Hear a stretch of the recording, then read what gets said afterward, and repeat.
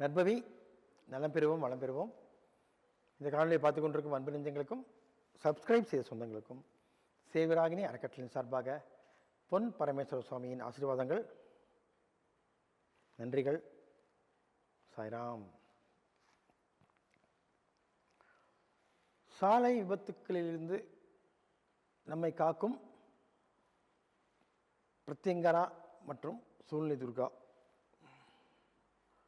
அதில் பற்றி ஒரு தலைப்பில் ஒன்று பேச சொல்லியிருக்காங்க, பேசுகிறேன். பொதுவாக எல்லாமே நம்ம வாகனங்கள் வாங்குகிறோம், இருசக்கர வாகனம், 4 சக்கர வாகனம், அப்புறம் அந்த லாரி, பஸ், இது மாதிரிலாம் வாங்குகிறோம் இல்லையா? அதுக்கு பூஜை போடுறோம். எங்கே போடுறோம்? விநாயகர் கோயிலில் போடுறோம், அப்புறம் முனிப்பன் கோயிலில் போடுறோம். இந்த மாதிரிலாம் அவங்க குலதெய்வம் கோயிலில் போடுவாங்க. இதெல்லாம் ரைட்டு. நான் சொல்கிறேன் என்னென்னு கேட்டிங்கன்னா, இந்த அமாவாசை பௌர்ணமி அன்று ஏதோ ஒரு நாள், மாதம் ஒரு முறையேனும் என்ன பண்ணுறேங்க, இந்த பிரித்தியங்கரா அம்மன், சூழ்நிலை துர்கா அம்மன், சரபேஸ்வரர், இது மூன்றும் இணைந்த மாதிரி தான் இருக்கும்.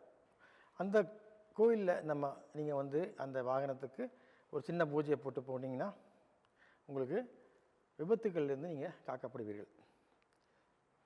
அது ஏங்கிறது உங்களுக்கு சொல்கிறேன், சரிங்களா? என்ன பெருசாக பூஜைனா ஒன்றும் பெருசாக உங்களுக்கு நீங்கள் வண்டி எடுத்தோன்னே என்ன பண்ணுவீங்க, விநாயகர் கோயிலையோ இல்லை முனியப்பன் கோயிலையோ போய் முன்னாள் நிப்பாட்டி 4 ஒரு 5 எலுமிச்சம்பழம் வாங்கிட்டு வாங்க, ஒரு தேங்காய் வாங்கிட்டு வாங்க, கற்பூரம் வாங்கிட்டு வாங்க, 2 மாலை. அதை என்ன பண்ணுவோம், அந்த வண்டி நம்பர் சொன்னீங்கன்னா யார் அதுக்கு ஓனரோ அவங்க பேரை சொல்லி சாமிகிட்ட வச்சு எல்லாம் அர்ச்சனை பண்ணி கையில் கொடுத்துருவோம்.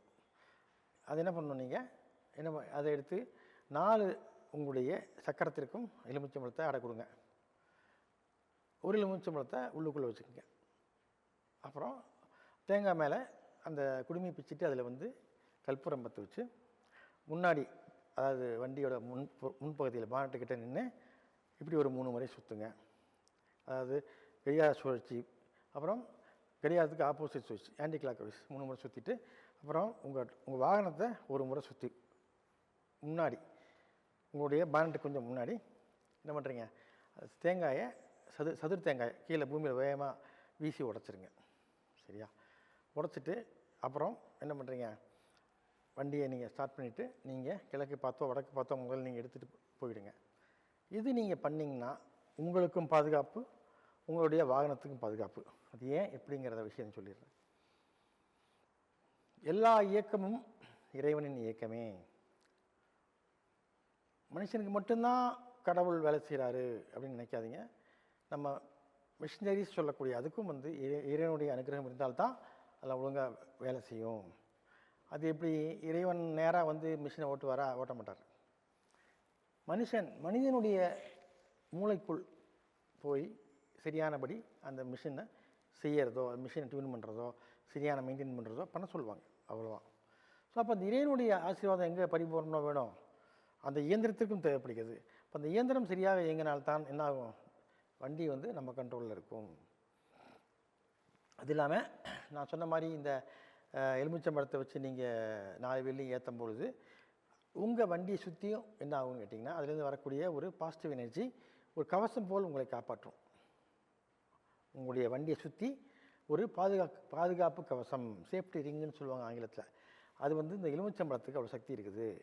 அது இல்லாமல் தேங்காயை வேறு சுற்றி உடைக்கிறீங்களே, அதுவும் வந்து என்னென்னா உங்கள் தீய சக்தியில் பூரா அதை விரட்டி விட்டுரும்.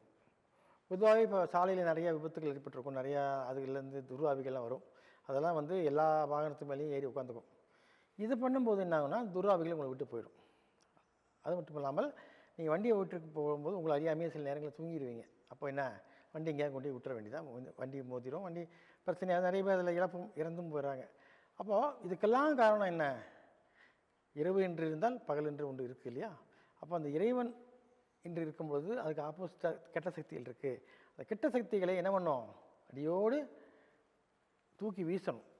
அதுக்கு ஒரே வழி, மாதம் ஒரு முறை அமாவாசை என்றோ அல்லது பௌர்ணமி என்றோ நான் சொன்ன மாதிரி நம்ம சௌபாக்கிய சரபேஸ்வரர் ஆலயத்தில் இருக்கக்கூடிய பிரித்தியங்கரா உடனுரை, நம்ம அது என்ன சூழ்நிலை துர்கா உடனுரை சௌபாக்கிய சரபேஸ்வரர் ஆலயத்தில் முன்னே உங்களது வாகனத்தை நிறுத்தி அதுக்கு உண்டான நான் சொன்னதெல்லாம் செஞ்சு நீங்கள் பூஜை செய்து விட்டு நீங்கள் எடுத்துகிட்டு போனீங்கன்னா உங்களுக்கு விபத்துக்களால் எந்த விதமான ஆபத்தும் வராது, விபத்துக்கள் வராது. அது இல்லாமல் மன அமைதி கிடைக்கும். எங்கே போனாலும் நம்ம வந்து வெற்றியோடு வந்து சேர்ந்துடலாம், பத்திரமா வீடு போய் சேர்ந்துடலாம். அதான் முக்கியம். கிளம்புற இடத்துலேருந்து பத்திரமா நம்ம எந்த விதமான பாதிப்பும் இல்லாமல் போய் வீடு போய் சேரணும்னா என்ன பண்ணுவோம்? நான் சொல்லக்கூடிய இந்த ஃபார்மாலிட்டிஸ் என்ன செய்யணும்? இப்போ வந்து வண்டி வாங்குறீங்க, பெட்ரோல் ரிசர்வ் இருந்தால் பெட்ரோல் போடுறீங்க இல்லையா? அது மாதிரி ஆயில் இதுவும் ஆயில் போடுறீங்க. அது மாதிரி இந்த உங்கள் சேஃப்டிக்கு வேண்டி நீங்கள் இந்த வண்டிக்கும் ஒரு சேஃப்டி பண்ணணும். அதுதான் இந்த பூஜை. வாகன பூஜைன்னு ஒன்று இருக்குது. அதுக்கு நீங்கள் வந்து தாராளமாக இங்கே அமாவாசை பௌர்ணமியில் வந்து நீங்கள் அந்த வாகன பூஜையை போட்டுட்டு போனீங்கன்னா கண்டிப்பாக விபத்துக்களிலிருந்து நீங்கள் காப்பாற்றப்படுவீர்கள் என்பது உறுதி. ஆகவே நம்பிக்கையோடு இதை செய்யுங்கள். உங்களுடைய வாகனமும் காப்பாற்றப்படும், உங்கள் உயிர் உடைமைகள் அனைத்துமே காப்பாற்றப்படும் என்று சொல்லிக்கொண்டு விடைபெறுகிறேன். மீண்டும் சந்திப்போம். சாய்ராம்.